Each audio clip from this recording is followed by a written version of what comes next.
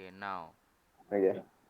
Assalamualaikum warahmatullahi wabarakatuh. Nama saya Abdul Wafi bersama Haziq dan Adam. Hari ini kami akan membentangkan iaitu keunggulan tokoh empat mazhab, sambungannya iaitu sumbangan tokoh dalam tamadun Islam dan iktibar daripada keunggulan tokoh. Haziq baca. Okay. Saya akan bacakan tentang Imam Abu Hanifah. Imam Abu Hanifah menyampaikan salah satu sumbangannya adalah menyampaikan ilmu pengetahuan kepada orang ramai di masjid. Dia juga pakar dalam ilmu fiqah, orang pertama yang menyusun kitab fiqah mengikut bab dan tajuk secara tersusun. Teliti dalam menentukan martabat hadis dan hanya menerima hadis sahih dalam menentukan hukum.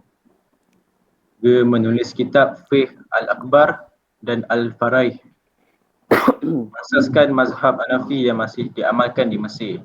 Juga berfikiran secara terbuka dan kritis untuk menyelesaikan masalah fiqh.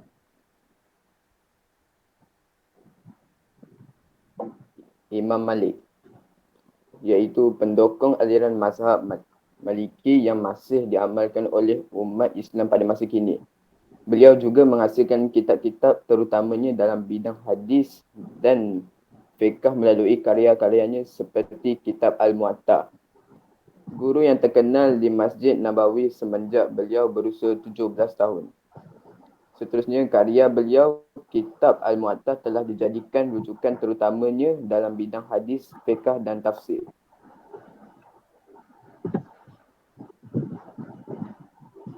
Pendokong aliran mazhab Syafi'i yang masih diamalkan oleh umat Islam pada masa kini.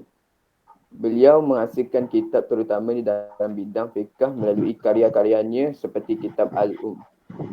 Pengasas kaedah usul fiqh dengan hasil karya beliau kitab Ar-Risalah mengasaskan kaedah untuk mengihbahkan menentukan hukum mesti dengan hadis sahih, menolak kaedah ijtihad, mempersempitkan akal untuk mengiktibarkan menentukan hukum, berijtihad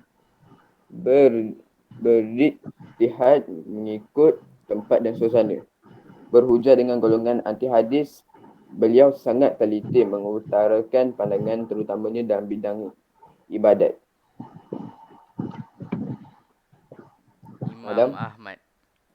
Imam Ahmad bin Hanbal memberikan sumbangan yang besar dalam bidang hadis dan perundangan Islam.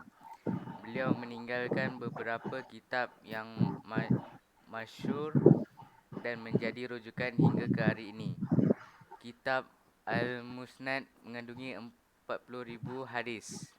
Tafsir Al-Quran, An-Nas wal Mansukh, Kitab At-Tarikh, Kitab